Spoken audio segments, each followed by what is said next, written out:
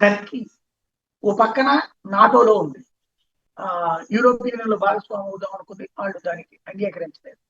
అదే టర్కీ వచ్చి ఇంకొక వైపున అమెరికాతో మిత్రదేశం, ఇంకో వైపున ఖలీఫా రాజ్య స్థాపకుడు కింద ఆ ఎర్డోగన్ ఎవరైతే టర్కీ అధ్యక్షుడు ఉండాలనుకుంటున్నాడు, దానికోసం పాకిస్తాన్ తో స్నేహం చేస్తాడు, ఇరాన్ తో స్నేహం చేస్తాడు, ఏమైనా ముస్లిం దేశాల కోసం ఏమైనా చేస్తుంటాడు. కుర్దులని అంతం చేయడం వెనకాల అనేక సార్లు దాడులు చేయించాడు, అజర్బైజాన్ తో కలిసి ఆర్మేనియా మీద దాడులు చేశాడు, కుర్దిస్తాన్ అనే వాళ్ళని లేపేస్తుంటాడు. ఇది ఓ పక్కన ఈ నాటో అమెరికా దేశాలతో ఉంటూనే, యూరప్ దేశాలతో ఉంటూనే చేస్తుంటాడు.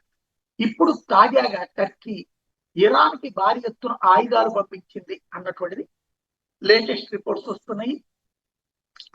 టర్కీ ఇరాన్ కి advanced anti aircraft and drone missiles పంపించిందని, ఇది ట్రాన్స్పోర్టేషన్ జరిగిందన్నటువంటి విషయాన్ని అమెరికాకి ఇంటెలిజెన్స్ డిపార్ట్మెంట్ ఇచ్చినటువంటి సమాచారం. దాంతో ఆ దిశగా అమెరికా వాళ్ళని అడుగుతోంది. ఏదైతే లేటెస్ట్ గా F-15 ని, అమెరికాకి సంబంధించినటువంటి F-15 ఫైటర్ జెట్ ని ధ్వంసం చేయడానికి వినియోగించినటువంటి మెకానిజం ఇలాగ వచ్చిందే, టర్కీ వాడిచ్చిందే అన్నటువంటిది ఇప్పుడు ప్రస్తుతం అనుమానిస్తున్నారు. Turkish made shoulder fired anti air craft missile తోనే F-15 ని కూల్చింది అన్నటువంటిది. ఇది నిజమైతే పెను సంచలనమే.